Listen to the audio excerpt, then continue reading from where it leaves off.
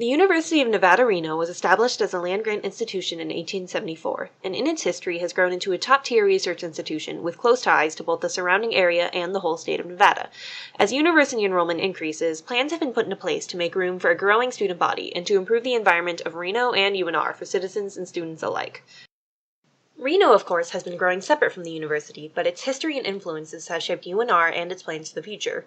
Reno as a town was founded on the mining industry in 1868, and ever since then, the lax social laws of Nevada led to the proliferation of the gaming and tourism industry.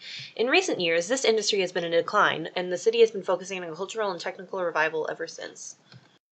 The history of UNR began in Elko, Nevada, but the university eventually moved to Reno in 1885 into Morrill Hall. Developments continued with the Mackey School of Mines in 1908, Mackey Science Hall in 1930, and the Joe Crowley Student Union in 2005. The university has also had 16 different presidents, Mark Johnson being the most recent of which, who all work to further the university and provide education to the state of Nevada. Funding for schools tends to be a strong indicator for scholastic achievement, so looking at the state of the economy can foretell the future success of the university. The importance of casinos has lessened in recent years, and city planners have recognized Reno's future as a college town. The growth plans published by the university have been approved by the Reno City Council, signaling their commitment to the plan. Growing the Nevada economy is certainly an intended effect of the university plan. Producing valuable workers to the state in key areas such as pharmaceuticals or mining is a very important goal that the university has said it wants to achieve. By preparing students to enter the various workforces of Nevada, they can be recruited by local companies to benefit the economy. Overall, the goal is to use the university for the betterment of the state and the benefit of the individuals. UNR is expanding in many ways, and one way includes physical expansion into the area. This expansion includes the creation of precincts, such as agriculture or residential, intended to provide a strong sense of identity and diversity, according to the UNR Master Plan. This plan also includes a more comprehensive transportation infrastructure and the addition of gateways, mixed areas consisting of both university infrastructure and city transportation. The University Regional Center Plan is a plan amended by the City Council in 2009 that creates a university sphere of influence in the surrounding Reno area. UNR wishes to improve the city and the university and to aid the beautification of Reno. UNR has planned these gateway districts to harbor public infrastructure, innovation centers, and other startups intended to blur the lines between the university and Reno. Part of the plan to beautify the surrounding Reno area is to buy out and take over nearby property. Walking down Virginia Street, the historical facades of the motels are dimmed by the gray atmosphere. The area around these motels is known by students as a street not to walk down alone, an image that UNR is trying to fix. The university wishes to take over these historical buildings for new buildings, but they need to be able to persuade business owners first. One would imagine that the owners of these motels would be in staunch opposition to sales, but in an interview with a local motel owner, I found surprising results. The owner of the Sundance Motel indicated that he would be willing to sell his motel for a good price, and that he would be happy if the university bought the land the motel is on, saying that he feels that UNR can expand the city through bettering the students.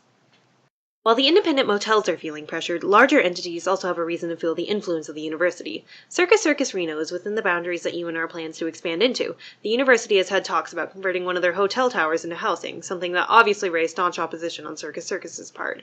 While the casino has stated it wishes to help UNR, it has said it's not willing to give up on its own infrastructure. Besides the gateway districts embedded in city land, there are other buildings planned to serve the UNR population. One completed example is the Pennington Student Achievement Center. Completed in 2016, this building houses support systems for all students.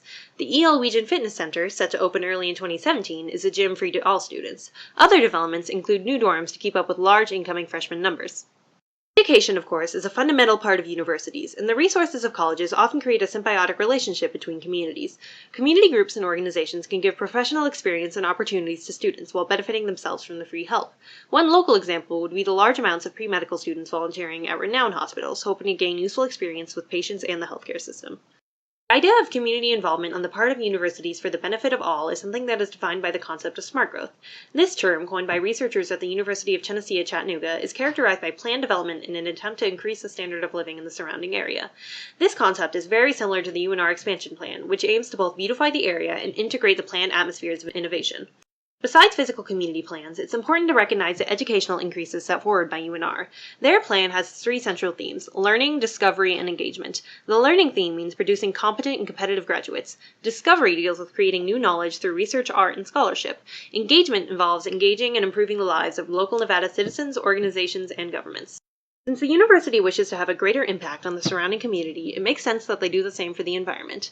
The Desert Research Institute, founded as a part of the university in 1959, has been involved with numerous environmental efforts in the desert.